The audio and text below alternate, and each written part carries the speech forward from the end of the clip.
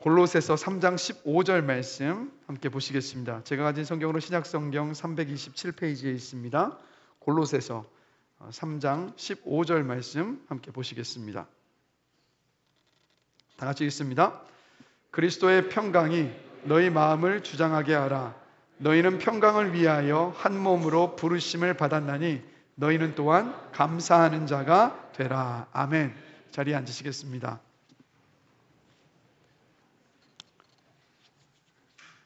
우리 또 추수감사절이니까 우리 옆 사람을 보시면서 이렇게 한번 고백했으면 좋겠습니다.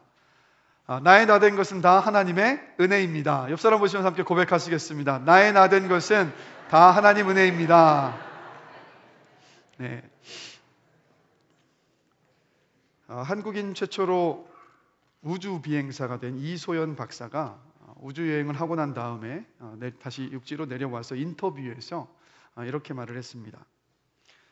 그 우주에서 무엇을 느꼈는가라는 질문에 내가 참 평범한 사람이다라는 사실을 알게 됐습니다. 이전에 우주에 다녀온 우주인들이 남긴 멋진 어록들을 보면서 저 또한 우주에 가면 그런 멋진 말들이 터져 나오겠지 생각했는데 막상 올라가니 아무런 말도 나오지 않더군요. 와 하는 감탄사만 쏟아졌습니다. 지구로 내려올 때쯤 든 생각은 과연 내가 지구에 살 자격이 있는 사람인가? 지구의 무임승차에 살면서 오히려 해를 끼치는 존재이지는 않나 하는 생각을 하게 됐습니다. 우주에서 숨을 한번 들이키려면 장비며 인력이며 돈이며 엄청나게 큰 대가를 지불해야만 숨 한 번을 제대로 쉴 수 있지만 지구에서는 아무것도 안 해도 마음껏 숨을 쉬며 살 수 있다는 감사함을 모르고 살았던 거죠. 그 감사함을 잊지 않기 위해 노력하고 있습니다 라고 고백을 합니다. 여러분, 이소연 박사의 이 말처럼요, 저와 여러분들은 이 지구에 무임승차해서 살고 있지 않습니까? 매 순간 들이마시는 공기와 오늘도 어김없이 비치는 따사로운 햇볕과 싱그러운 바람, 그리고 사계절의 아름다운 자연의 변화, 모든 것들이 우리가 당연하게 생각하면서 누리고 있는 이 모든 것들이 사실은요, 당연한 것이 아니지 않습니까? 근데 질문 드리고 싶어요. 감사하고 계십니까? 감사하지 못하며 살 때가 더 많은 것 같습니다.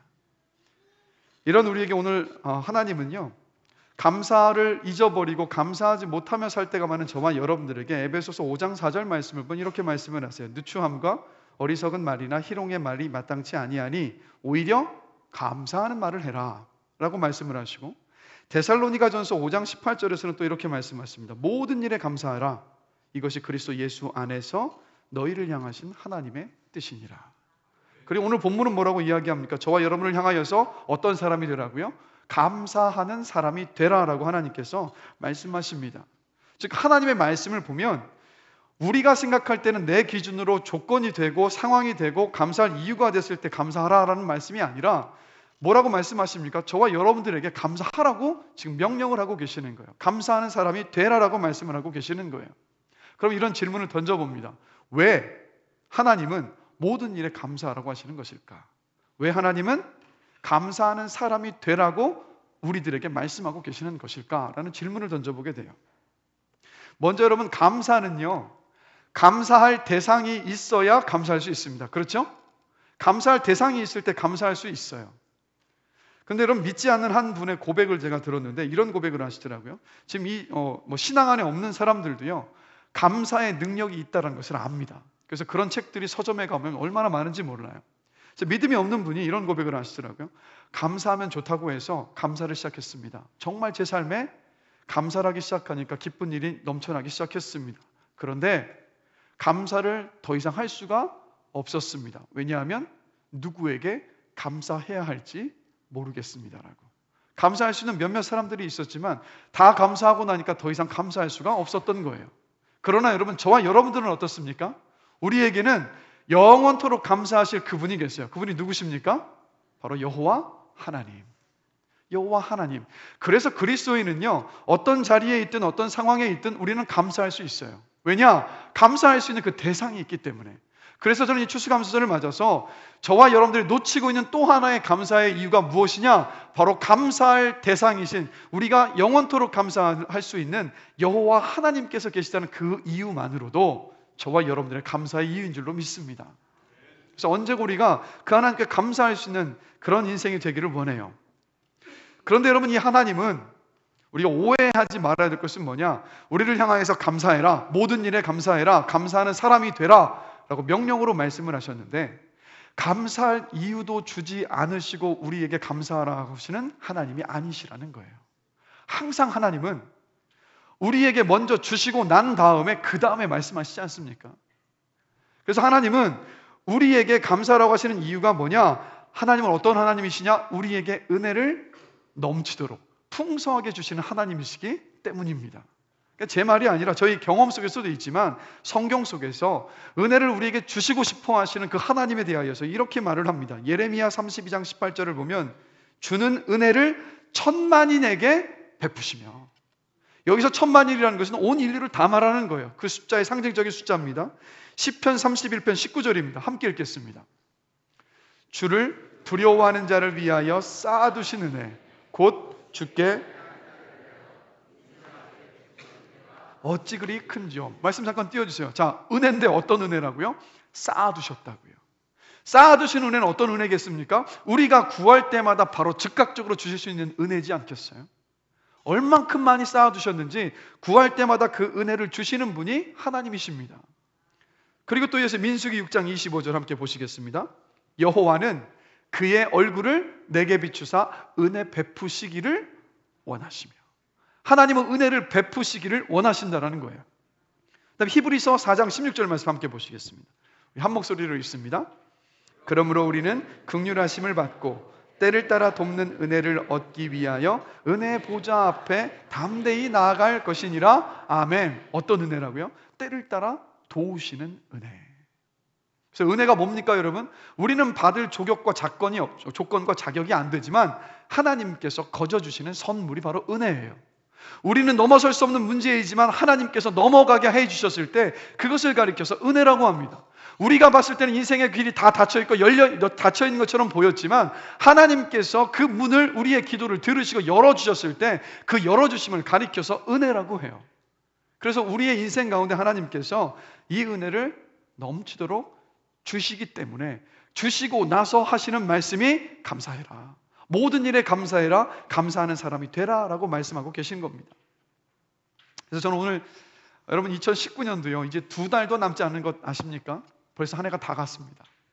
오늘 특별히 추수감사절을 맞아서 하나님께서 여러분에게 베풀어 주신 그 은혜를 한번 돌아보시면서 감사할 수 있는 시간이 되기를 원합니다.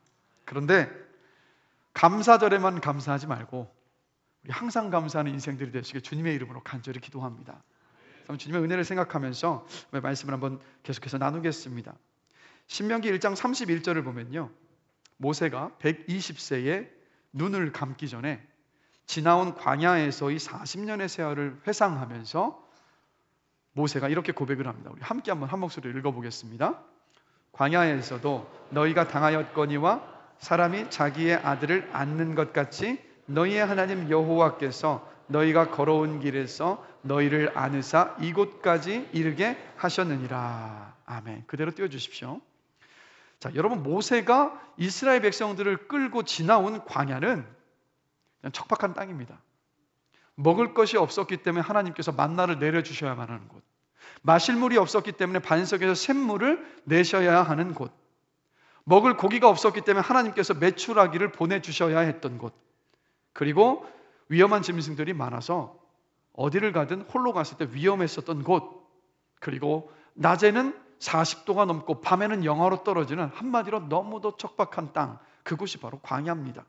그런 곳에서 모세는 이스라엘 백성들을 이끌면서 계속해서 이동하면서 천막을 펴고 접기를 40년을 반복했던 거예요. 모세가 이끌었던 이스라엘 백성들은 그 광야에서 끊임없이 불평했습니다. 근데 하나님이 모세를 처음 부르셨을 때를 생각을 해보면요, 모세는 지금 띄어져 있는 저 말씀대로 그 40년의 광야의 때를 돌아보면서 하나님께서 마치 나를 안아주신 것처럼 지금까지 오셨느라는 고백을 할 수 있는 사람이 아니에요. 왜냐? 모세는 이집트의 왕자입니다. 이집트의 왕자로 태어나서 꿈을 가지고 있었어요. 이스라엘 백성들, 동족들을 해방시킬 꿈을 가지고 있었는데 그 꿈이 하루아침에 꺾여버렸습니다. 도리어 자신의 동족 이스라엘 사람들을 괴롭히는 애굽 사람을 쳐서 죽이는 바람에 자신의 계획이 탄로났다고 생각해서 광야로 도망친 사람, 이집트의 왕자가 바로 모세예요. 꿈이 좌절됐습니다. 자기 동족에게조차도 배신을 당한 아픔을 가진 사람입니다. 한마디로 실패와 좌절에 대한 트라우마를 가지고 있는 사람이 바로 모세였어요. 그래서 모세를 하나님께서 부르십니다. 가시떨기 나무에 불이 활활 타오르는 그 기적적인 모습을 통해서 모세를 부르시는데, 그렇게 모세를 하나님께서 부르실 때도 모세는요, 네 알겠습니다 라고 기꺼이 주님을 따라가지 못했던 사람이었어요. 왜냐? 그 마음 안에 자신감도 없었고 부정적이었고 연약했던 사람이기 때문입니다. 그런데 이런 모세가 척박한 그 광야 땅을 수백만 명이 넘는 이스라엘 백성들을 끌어오고 난 후에 그 세월을 돌아보면서 또 백성들의 원성과 원망을 한 몸에 다 받아왔었던 사람이 바로 모세인데, 그 고되고 고된 40년을 돌아보면서 하는 고백이 하나님이 안아서 여기까지 오셨다라고 고백을 하고 있다는 거예요. 어떻게 여러분 이런 고백을 할 수 있었을까요? 그 이유가 무엇이라고 생각하십니까? 출애굽기 전체를 읽어보면 광야에서의 40년은요 끊임없는 위기와 문제의 연속이었습니다. 지도자로서 모세는 중요한 선택과 결정을 계속해서 내려야만 했어요. 그것도 벅차고 어려웠을 텐데, 말씀드렸죠? 이스라엘 백성들은 틈만 나면 불평을 했습니다. 물이 없으면 물 달라고 불평하고, 물을 주면 또다시 먹을 것이 없다라고 불평을 하고, 먹을 만나를 주면 고기 못 먹는다고 불평하고, 고기를 주고 나니까 또 하는 불평이 뭐냐면, 이집트에 있었으면 광야에서처럼 이렇게 힘겹게 살다가 죽지 않았을 텐데 뭐하러 이집트에서 불러내셨습니까? 라고 불평을 해요. 그런데 이들이 놓치고 있었던 것이 있었어요. 이집트에 살면 더 좋았을 것이라고 생각했는데, 이집트에서 이스라엘 백성들은 노예였어요. 자유가 없는 사람들. 근데 그 자유를 하나님께서 주셨는데, 작은 불평거리들 하나 때문에 그 큰 모든 것들을 다 잊어버린 채 끊임없이 불평과 원망을 했던 사람들이 바로 이 이스라엘 백성들이었습니다. 그런 가운데에서 모세가 얼마나 힘겹고 어려웠겠습니까? 그럴 때마다 하나님을 찾았어요. 그럴 때마다 부를 수 있는 아버지 하나님이 모세에게 있었습니다.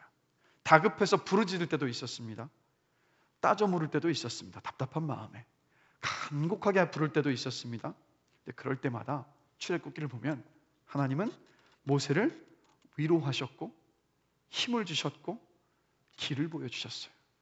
그 문제를 넘어가고 해결하게 해주셨습니다. 그 인생을 모세가 돌아보고 나니까 이렇게 고백할 수밖에 없었던 거예요. 하나님의 그 넓은 품에 나를 안아주셨다. 모세의 인생만큼이나 우리 인생도 결정과 선택과 위기와 고난과 갈등의 연속이지 않습니까? 아마 이 자리에 우리 초등학생들하고 유치부 학생들, 학생들도 있지만 걱정 없어 보이는 이 아이들도 걱정거리가 많더라고요. 여러분, 이런 인생에서 우리가 기댈 수 있는, 의지할 수 있는 아버지가 필요해요. 우리가 부를 때 들어주실 수 있는 아버지, 우리가 약할 때 손잡아 주실 아버지, 인생의 복잡한 교차로에서 우리를 이끌어 주실 아버지, 그리고 우리를 덥석 품에 안으시고 영원한 본향, 그것으로 인도해 주실 아버지. 여러분, 육신의 아버지는요 연로해지셔서 언젠가는 자식이 안아드려야 합니다. 그러나 120세의 모세도 언제든 부르고 찾을 수 있었던 하나님 아버지가 바로 여러분의 아버지이십니다. 사업을 하신 한 성도님이 이런 고백을 하시더라고요. 사업을 하면서 수많은 결정을 내려야 합니다. 그 결정을 내려줄 사람이 있으면 사업하는 것 아무 문제가 없을 것 같습니다. 그런데 내려야만 합니다. 그리고 그 결정에 책임을 져야 합니다. 그것이 참 고되고 힘듭니다. 그래서 그때마다 하나님을 찾습니다 라고. 여러분, 바람잘 날이 없었던 2019년 한 해 돌아보십시오.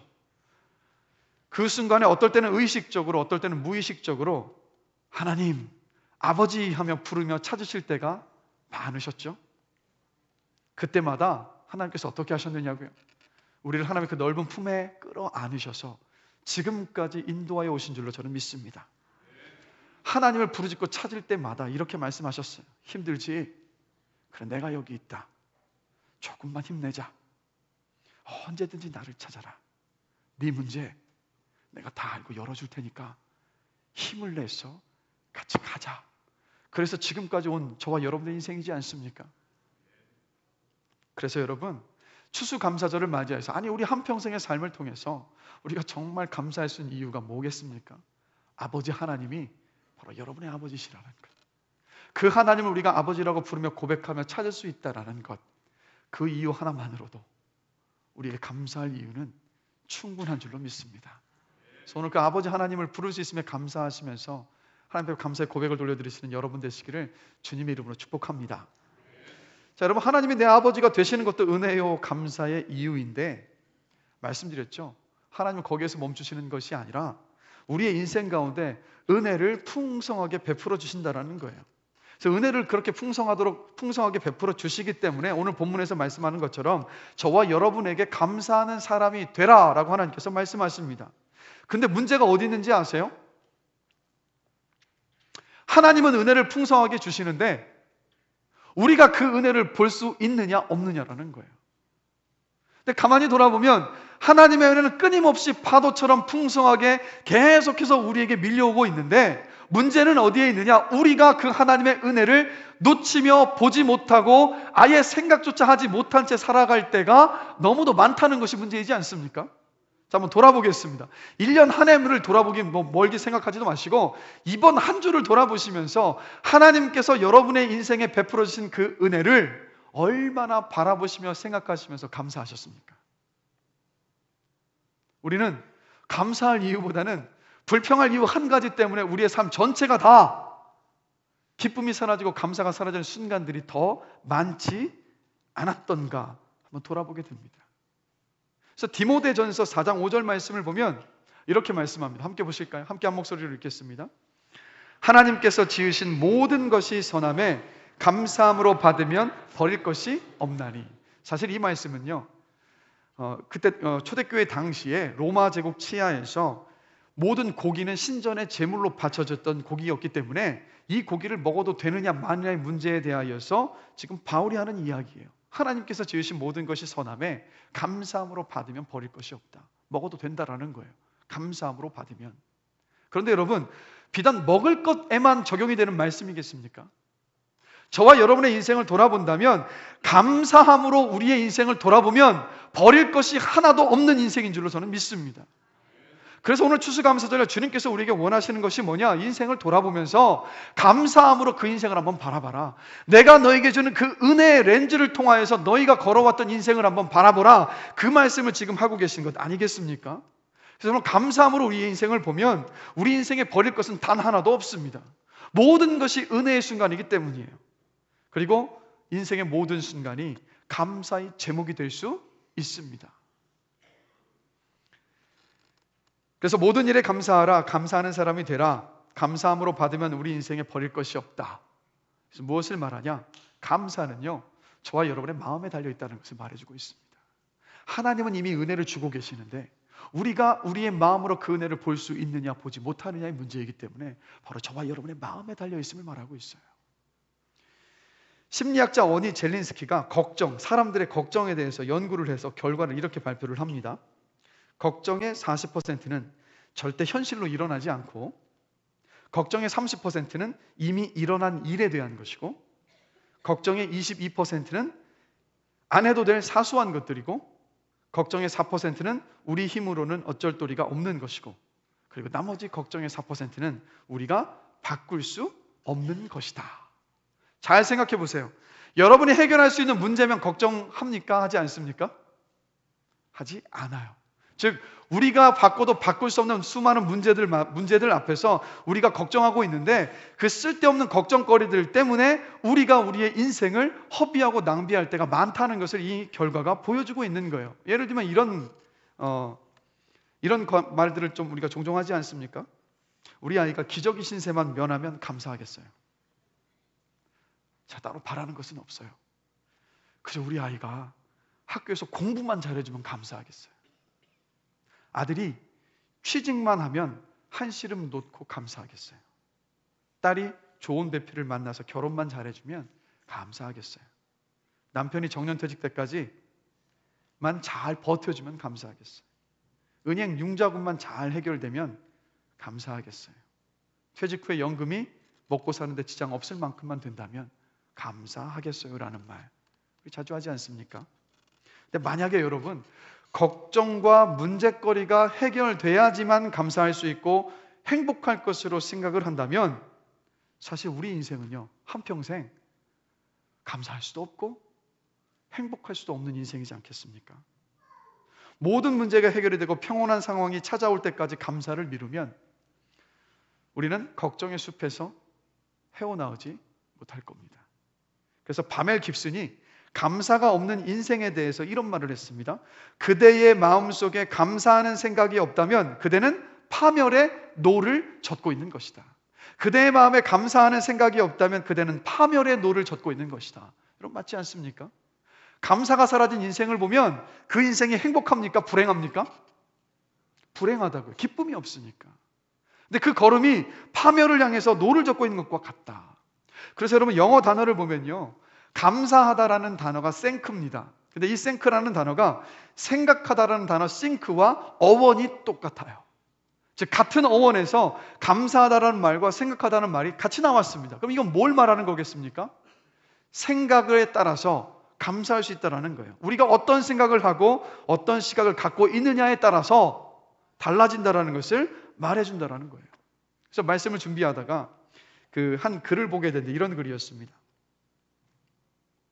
옷이 몸에 좀 낀다면 그건 잘 먹고 잘 살고 있다는 것이고 깎아야 할 잔디와 닦아야 할 유리창이 있다면 그것은 나에게 집이 있다는 것이고 지불해야 할 세금이 있다면 그건 나에게 직장이나 재산이 있다는 것이고 주차장 맨 끝쪽에 겨우 자리가 하나 있다면 그건 내가 걸을 수 있고 차도 있다는 것이고 난방비가 너무 많이 나오면 그건 내가 지금 따뜻하게 살고 있다는 뜻이고 세탁하고 다림질해야 할 일이 산더미라면 그건 나에게 입을 옷이 많다는 것이고 온몸이 뻐근하고 피곤하다면 그건 내가 열심히 일할 수 있는 일거리가 있다는 것이고 이른 새벽 시끄러운 알람 소리에 갑자기 깼다면 그건 내가 아직 살아있다는 것이고 카톡이 너무 많이 쏟아진다면 그것은 나를 생각하는 사람들이 그만큼 많다는 것이고 모임을 하고 나서 치워야 할 것이 너무 많다면 그건 다른 사람들에게 나눌 것이 있다는 것이고 나에게 불만을 토로하는 친구가 있다면 내게 가까운 친구가 있다는 것입니다. 여러분 어떻습니까? 생각을 조금만 바꾸면 우리 삶 가운데 감사할 일들이 많습니다. 감사는 그래서 여러분 저와 여러분의 그 마음의 상태예요. 감사는 그리고 선택입니다. 그리고 감사는 생각입니다. 그리고 생각을 바꾸면 감사가 넘칩니다. 행복해서 감사하는 것이 아니라 감사하면 행복해지는 줄로 믿습니다. 그래서 행복을 찾기 위해서 행복하고 나면 감사하겠다라고 말씀하시지 마시고 여러분의 일상 가운데에서 여러분의 인생 가운데에서 감사할 것이 무엇인가를 보시면서 한번 감사해 보십시오. 여러분의 인생이 행복한 인생으로 거듭나게 될 줄로 믿습니다. 그런 인생을 살아가신 여러분 되시길 주님의 이름으로 축복합니다. 그런가 하면 여러분 오늘 본문을 보면 감사하는 사람이 되라라는 이 말씀은 무슨 뜻이냐? 감사가 습관이 되라는 말씀이지 않겠어요? 뭐 예를 들어서 맥주 감사절과 추수 감사절에만 감사해라 이런 뜻이 아니라 감사하는 사람이 되라. 이 말은 매번 감사하는 감사가 습관이 된 사람이 되라 이런 뜻이에요. 조금 전에 제가 말씀드렸지만 모세가 40년 광야를 회상할 때 이스라엘 백성들을 끊임없이 불평했습니다. 물 달라 불평하고 먹을 것 없다고 불평하고 고기 달라고 불평하고 이집트로 돌려보내달라고 불평하고 자유를 주셨음에도 불구하고 더 중요한 자유를 주셨음에도 불구하고 불평의 눈으로 바라보기 시작하니까 불평이 또 다른 불평을 낳고 불평이 꼬리에 꼬리를 무는 인생들이 바로 이스라엘의 인생들이었어요. 가만히 보면 여러분 이스라엘 백성들 통해서 우리가 볼 수 있는 게 뭔지 아십니까? 불평도 습관이에요. 불평하는 사람은 늘 불평합니다. 그리고 불평이 더 무서운 건 뭐냐면 주변의 사람들에게 전염이 빨라요. 한 부부가 기차를 탔습니다. 자리에 딱 앉았는데 맞은편에 또 한 부부가 앉아 있는 거예요. 근데 그 부부 맞은편에 앉아 있는 아내 되는 사람이 계속해서 이것저것 투덜투덜거립니다. 불만을 계속해서 표출하는 거예요. 좌석이 불편하다, 시트가 지저분하다, 청소도 제대로 안 해서 객차의 냄새가 난다. 승무원은 왜 이렇게 불친절하냐? 계속해서 투덜투덜합니다. 그러니까 이제 앞에 앉은 분에게 좀 민망하고 좀 무안했던지 그 불평하는 분의 아내 그 남편 되는 그 남자분이 미안한 마음에 앞자리에 앉은 그 승객분에게 웃으면서 자기를 소개하면서 이렇게 말을 합니다. 안녕하세요. 전 변호사입니다. 그리고 제 아내는 제조업자예요. 라고 얘기하는 겁니다. 그러자 궁금해진 거예요. 앞에 앉은 분이. 그러면 아내 되는 분은 어떤 제조업에 종사하십니까? 그러니까 이 남편이 웃으면서 대답합니다. 제 아내는 불평 제조업자입니다. 여러분 혹시 여러분들이 불평 제조업자이시는 않으십니까? 만날 때마다 좀 기쁘고 좋은 상품을 전달해 줘야 되는데 혹시 불평만을 전하고 계시지 않으십니까?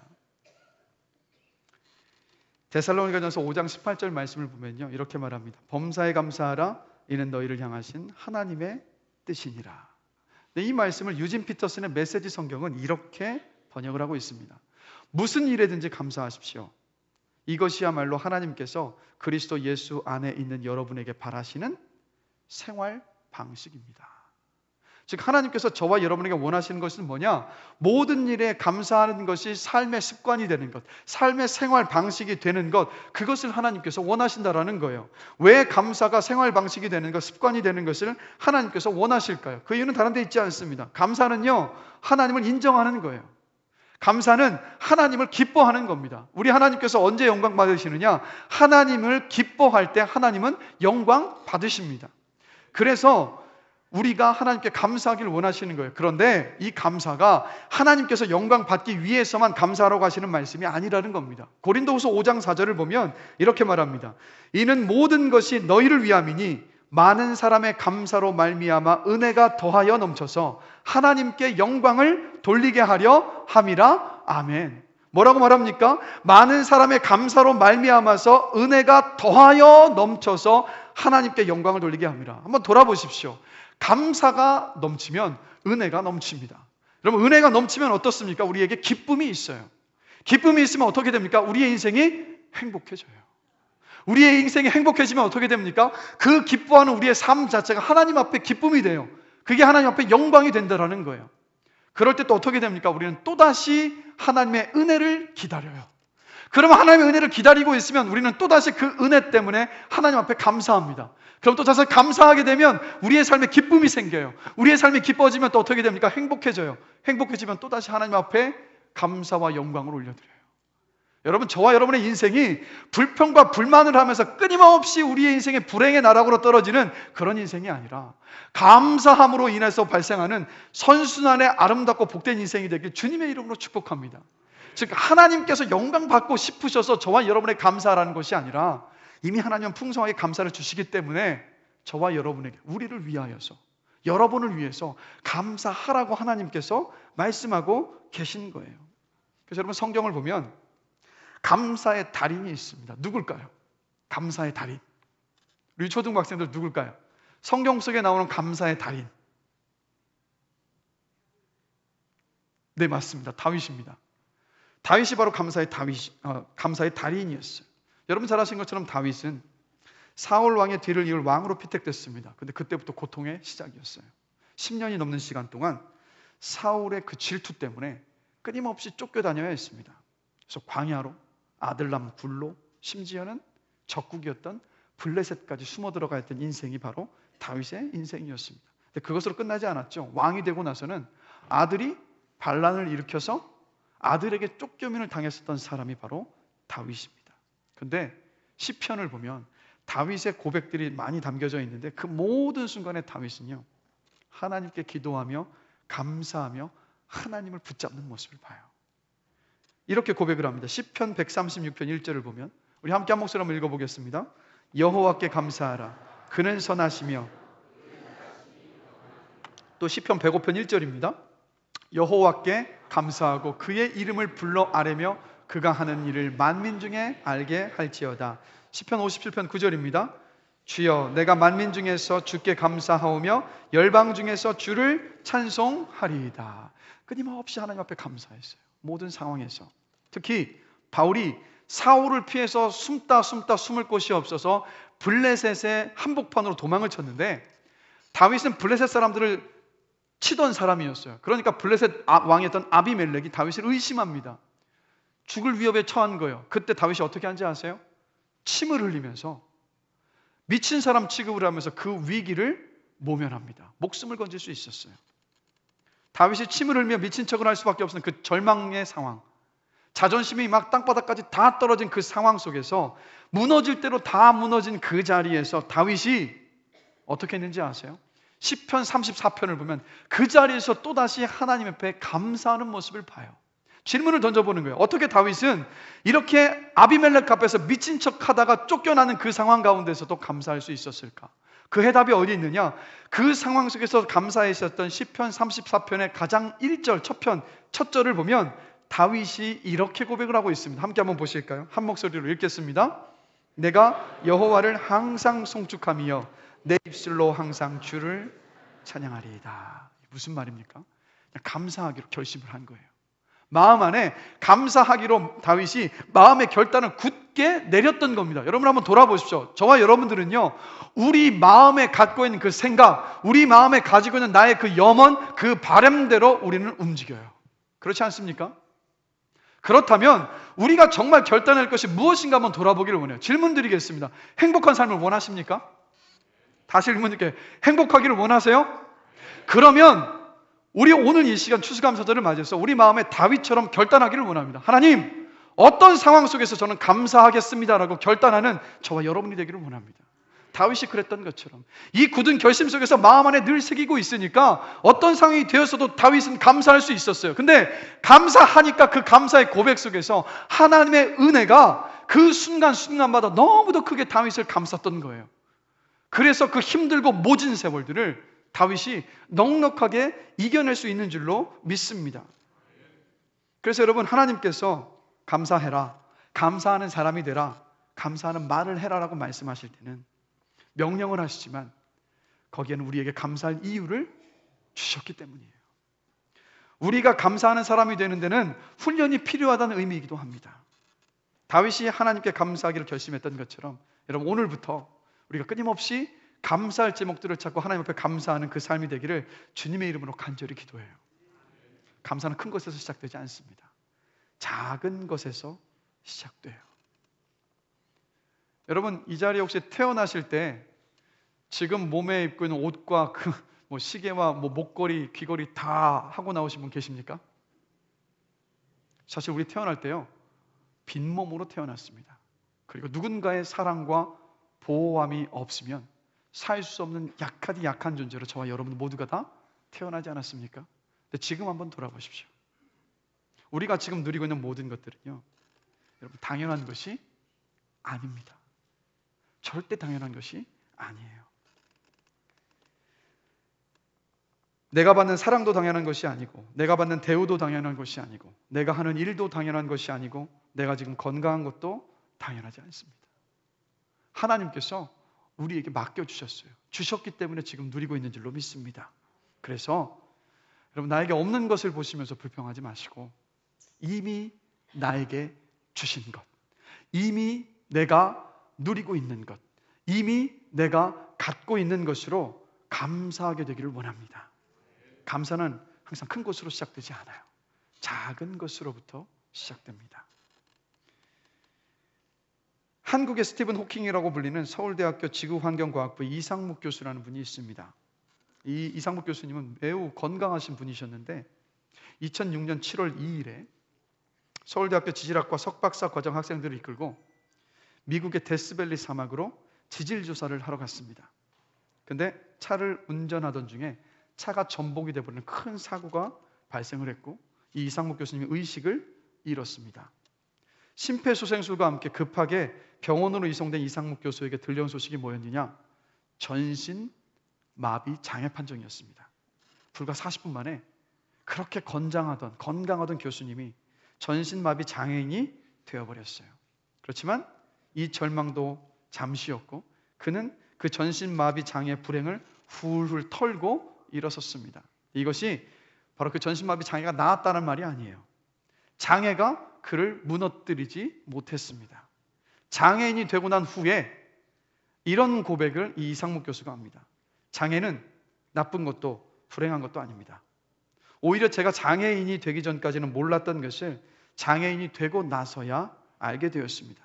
장애는 새로운 것을 발견하는 계기가 되었기에 감사합니다라고 고백을 해요.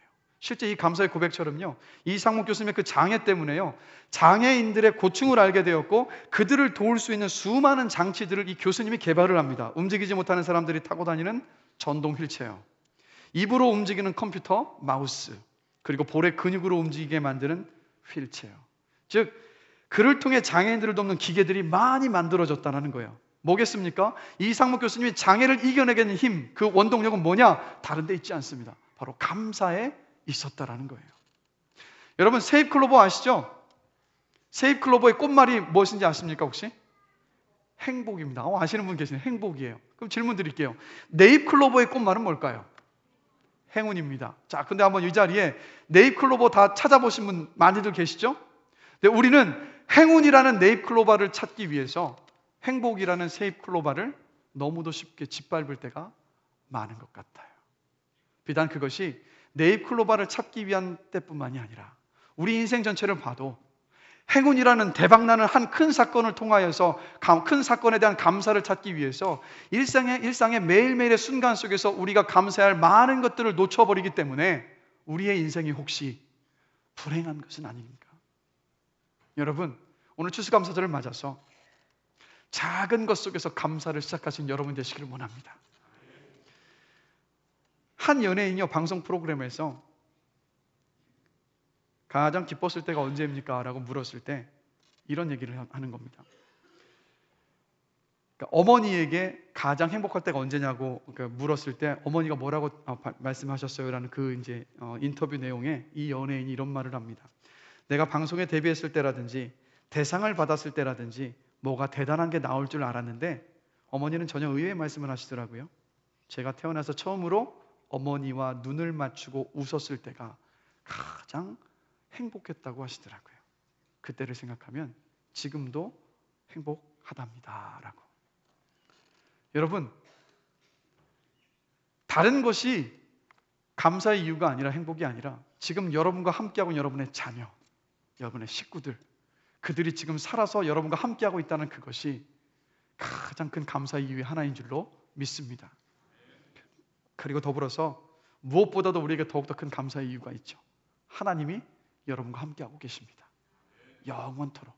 그리고 우리 예수님께서 여러분의 구주가 되셨고 여러분의 주인이 되어주셔서 천국까지 여러분의 그 길을 인도하시기에 우리는 항상 감사할 수 있는 이유가 있는 줄로 믿습니다. 말씀을 마무리하면서 여러분, 감사라는 단어를 한자로 보면요, 느낄감과 살해할 사자로 되어 있습니다. 살해할 사자는 또 두 개의 한자로 만들어져 있는 어떤 단어냐면 말씀 언자와 쏠 사자로 되어 있어요. 감사할 때 이 사는 무슨 의미냐? 화살을 쏘는 것처럼 말로 감사를 쏴야 한다는 거예요. 즉 말로 표현하는 것까지가 여러분 감사입니다. 내 속으로만 하는 것이 감사가 아니라 말로 표현하는 것까지가 감사인데, 감사의 위력은 우리가 말로 표현할 때, 말로 쏠 때 나타나는 줄로 믿습니다. 그래서 여러분, 오늘 본문 다시 한번 보실까요? 오늘 본문을 다시 한번 힘차게 한 목소리로 한번 읽어보겠습니다. 그리스도의 평강이 너희 마음을 주장하게 하라. 너희는 평강을 위하여 한 몸으로 부르심을 받았나니 너희는 또한 감사하는 자가 되라. 자, 이 말씀을 보면 저와 여러분들을 부르실 때 평강을 위해서 우리를 부르셨대요. 질문 드릴게요. 평강은 어디로부터 시작됩니까? 감사할 때 시작돼요. 감사할 때 우리 마음 안에 평강이 있고 평강을 뛰어넘는 기쁨이 있습니다. 그래서 여러분, 감사는요, 하나님을 향한 믿음입니다. 불평과 불만과 걱정과 근심이 몰아쳐도 감사함으로 나를 만드시고 나를 이끄시는 하나님을 바라보며 신뢰할 때 은혜를 경험하게 하시는 줄로 믿습니다. 그리고 평강으로 우리의 심령을 채워주시는 줄로 믿습니다. 평강을 뛰어넘어서 기쁨으로 살아갈 수 있도록 이끄시는 줄로 믿습니다. 그래서 속으로만 감사하지 마시고 입술을 열어서 구체적으로 감사하시는 여러분들이 되시기를 원합니다. 오늘 가족들과 식구들과 우리 학생부 친구들도, 유초등부 친구들도, 우리 청년부들도, 우리 목장 식구들과 모든 가족 식구들 안에서 감사의 고백을 하시는 그런 복된 인생들이 되시길 주님의 이름으로 축복합니다. 평생 감사하시면서 그렇게 행복한 인생들이 되시기를 다시 한번 주님의 이름으로 축원합니다. 그래서 우리가 옆 사람 보시면서 한번 이렇게 한번 축복했으면 좋겠습니다. 우리 항상 감사하십시다. 다시 한번요. 우리 항상 감사합시다. 우리 시간 주님의 그 은혜를 생각하시면서 감사하는 마음을 담아서 우리 함께 찬양하겠습니다. 감사해라는 찬양입니다. 자, 가사를 한번 읽어드릴게요. 감사해 시험이 닥쳐올 때에 주께서 인도하시니 두려움 없네. 모두 감사해 절망 속에서 새 힘을 새로운 용기 주시니 승리하리라.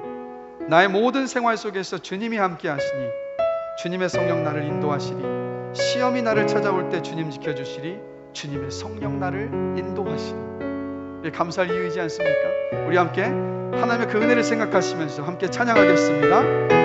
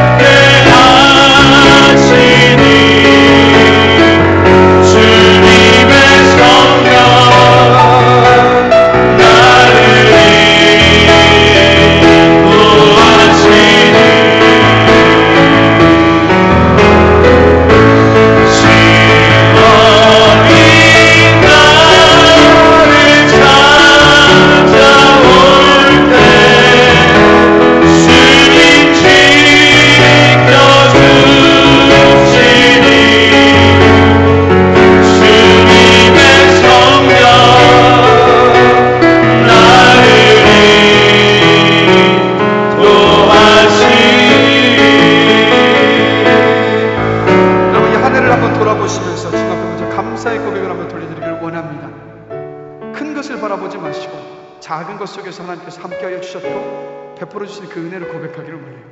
그래서 그 은혜 가운데에서 하나님, 앞으로 내 인생 가운데 닥쳐올 모든 순간 속에서도 주님께서 그 은혜로 채워주시기를 알기에 감사함으로 넉넉히 감당할 수 있음을 고백합니다. 그 감사의 고백 속에서 은혜로 살아가는 제 삶이 되기를 원합니다라고 먼저 하나님 앞에 감사의 고백을 하시면서 그리고 예수 함께 우리 기도하며 나아가시겠습니다. 잠시 한번 기도하시겠습니다. 사랑과 내가 받으신 하나님 아버지, 우리 인생 가운데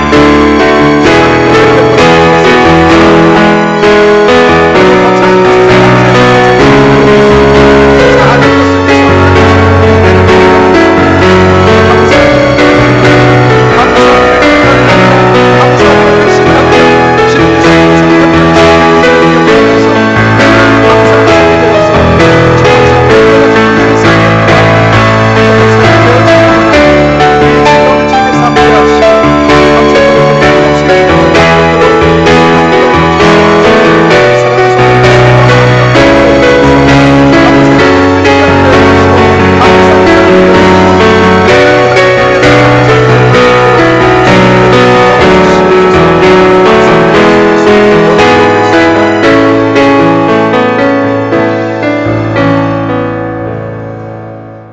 은혜가 많으신 하나님 아버지,